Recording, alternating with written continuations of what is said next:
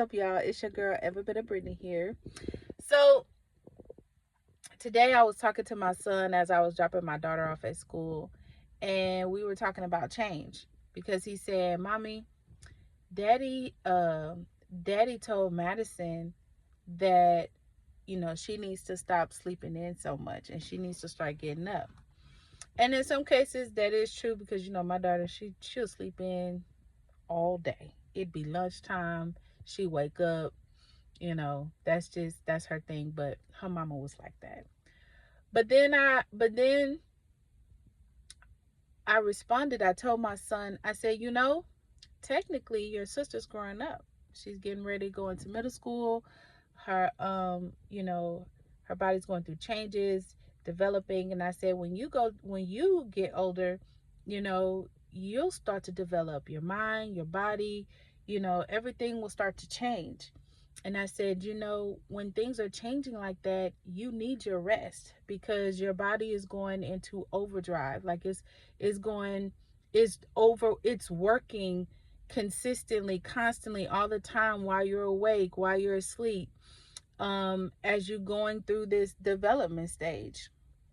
And I told him, I said, during these time, it is very normal that kids start to sleep in more because they need their rest. So it's normal that they roll out the bed 10 a.m., 9 a.m., around that time because they need their sleep. And I said, eventually their body will kind of stop developing so much, and you'll get used to waking up a little bit earlier. You won't need that much sleep.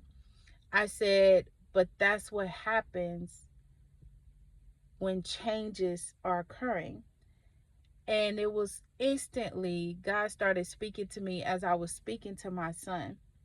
And he was basically teaching me as I was teaching my son that when we are in times of change, when we're in times of change, we're experiencing growth in our minds, in our bodies, spiritually, when we're spiritually growing, when we're mentally growing, when we're growing emotionally, we are going through changes. And during those times of change, there's not a lot of movement. I told my son, think about a butterfly. When it changes from a caterpillar to a butterfly, it goes through that process. It ain't moving. It builds a home there temporarily, and it rests, and it allows itself to go through the metamorphosis, the transformation, the growing phase. And God started showing me that's where you are right now. You're changing. I'm doing something in you. You can't see it, but I'm doing something in you. You're changing. You're changing the way that you respond. You're changing how you act in certain situations. You're growing. You're developing. And in those seasons of developing and growing, there's not a lot of movement. Not the movement you're used to. There's not a lot of hanging out. I told my son, there are going to be times in your life where you're isolated and you're going to feel like, your friends are gone. You're not hanging out with the people you used to hang out with no more. Not because anything bad, but because you're in this season of change. And a lot of times, change is isolating. A lot of times, change is individual. It's something that's happening to a person that can't be explained in words, that can't be described. It's hard to articulate yourself because you're still trying to figure it out. And in those times that God is changing us and developing us, it's new. It's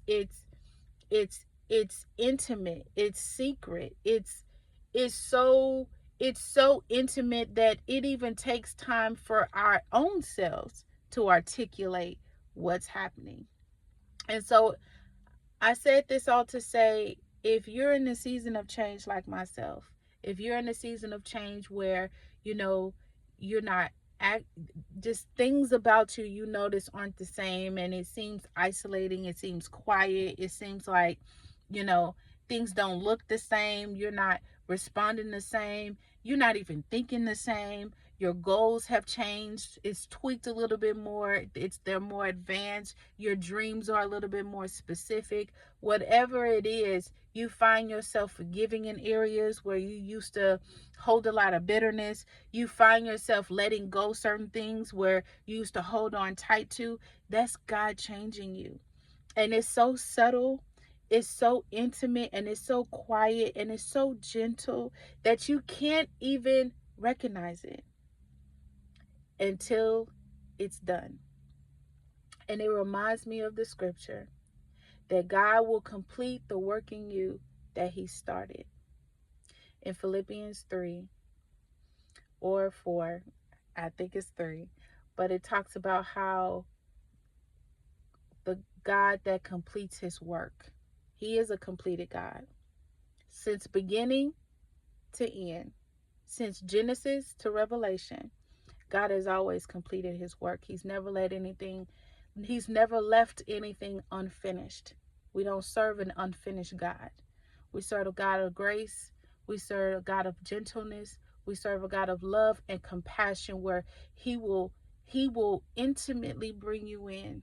He will change you. He will develop you. He will increase you. He will give favor to you. He will correct you in secret too.